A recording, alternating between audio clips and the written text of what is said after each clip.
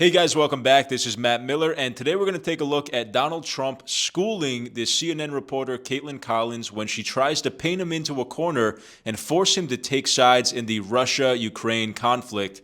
Trump's answer is actually the most mature answer. It's the right answer, and he comes off as the adult in the room, while this smug CNN reporter looks foolish.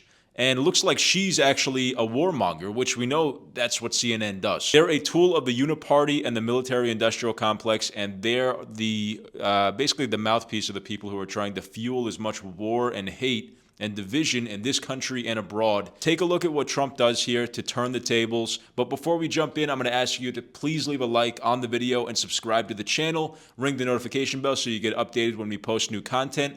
Let's jump into the video. Hello, President Trump. Hi. Thank you so much for coming. Thank you. The current administration has made it clear that we should continue to provide military equipment to Ukraine so that they can defend themselves. Do you support this decision, and how would you deal with the increasing threat posed by Vladimir Putin? First of all, thank you very much. It's really nice. And it's an important question, so important, because we're giving away so much equipment. We don't have ammunition for ourselves right now. We don't have ammunition for ourselves. We're giving away so much. But here's the thing. I have to say it to start off. No longer matters. If I were president, this would have never happened. And even the Democrats admit that. Putin knew it would have never happened. And his pipeline would have never happened. A lot of things would have never happened. But this would never have happened. And all those dead people, both Russian and Ukrainian, they wouldn't be dead today. And all those cities that are blown up and disintegrated right to the ground, that wouldn't have happened. Okay, now, here's the problem. We've given so far $171 billion.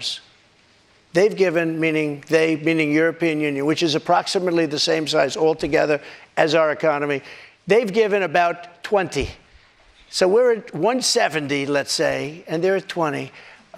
You don't have to know too much about history to realize, or geography, to realize that they're a little bit more affected than we are, okay? So they've got to put up a lot more money because they're taking advantage of us like every other country did. That's why I ended NAFTA and replaced it with the USMCA, Mexico, But on Canada. this issue, Mr. President, I should know, I don't know any Democrats who have said they don't believe Putin would have invaded if you were president. But her question is, would you continue to give Ukraine money and weapons if you're elected? What's the answer? I have a very good relationship with President Zelensky because, as you know, he backed me up with the phony impeachment hoax #1 when he said the president didn't do anything wrong. So that was I happen when you to asked him for an investigation yeah, that's right. And I was totally exonerated, by the way, just a waste of time and money. You were impeached over that.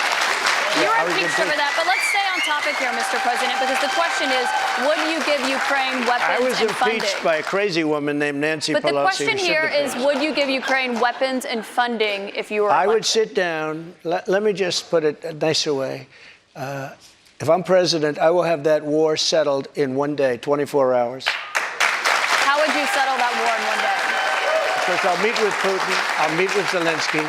They both have weaknesses and they both have strengths. And within 24 hours, that war will be settled. It'll be over. It'll be absolutely over. Do you want Ukraine to win this war?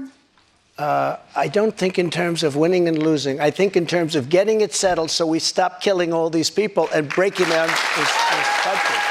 Now, follow up on that? You said you don't think in terms of winning and losing. Mr. President, can I just follow up on that because that's a really important statement let me that just you just follow made up. there. Can you say if you want Ukraine or Russia to win this war? I want everybody to stop dying. They're dying, Russians and Ukrainians. I want them to stop dying.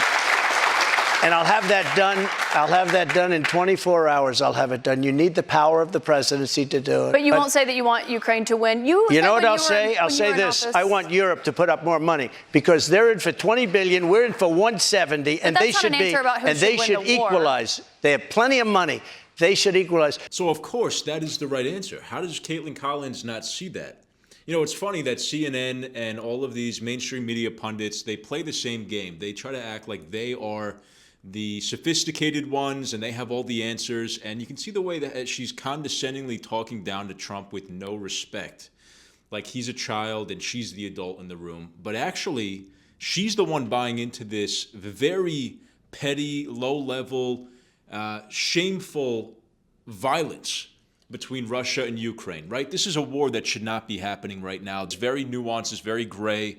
And Trump says, I want everybody to stop dying. I will come in and moderate and I will get this solved. That's his claim, at least. But I think that intention is a great one. It's not, the good intention is not to have Ukraine defeat Russia and dominate them.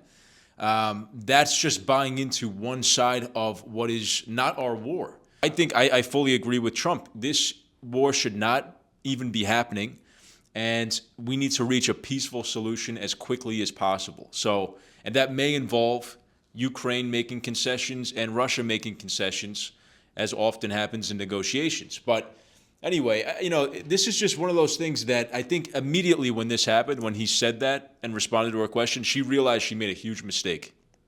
And even the CNN audience is clapping for Trump. I don't know if they're actually how well mixed that audience is. Is it Trump supporters and people who don't like him, or is it mostly CNN selected liberals? But they seem to be responding very well to what Trump said. And that's noteworthy because this should be a universal thing, at least for Americans, where we don't really have skin in the game. Ukraine versus Russia. I mean, I wish everybody the best. Really, the biggest thing I hope for is that everybody stops dying and getting hurt, and I don't want innocent people to get injured or killed. And that's what Trump just said. I thought he was the guy that we were worried about having his finger on the nuclear button and getting us into all these wars and stuff. But these CNN liberals, they don't understand, or they're not really liberals. I don't even want to call them that. Liberals, they they believe in things like free speech and freedom. True liberalism. CNN is a mouthpiece for the Uniparty, which is a mix of DC Republicans and Democrats that basically just want to feed the war machine. So I don't want to get the terminology mixed, but that's what she's doing. She's feeding the war machine. And Trump's also right about the European countries not paying their fair share. I mean, that was another one of his talking points that should also hit home for every single American, whether you're a Republican or Democrat. We should not be getting screwed or taken advantage of by other countries who are supposed to be our allies. They need to put up their fair share of the cost of these sorts of projects and global initiatives, whether it's defending Ukraine against Russia or these trade deals, NATO, NAFTA, like he said. So anyway, that should go without saying. That should not be a bipartisan disagreement at all. We're the taxpayers, and we have so many millions and millions or billions of dollars to send to foreign countries. That means that we're spending too much in taxes. If we have that much money that we can send to other countries, then we're paying. I just think it's safe to say at that point that we're paying way too much in taxes. So anyway, let me know what you guys thought of this clip in the comments. If you liked the video, please leave a like and subscribe. And I'll remind you again to please ring that notification bell so you get notified when we post new videos. Thank you for watching. Thank you for supporting the channel. And I'll see you in the next video.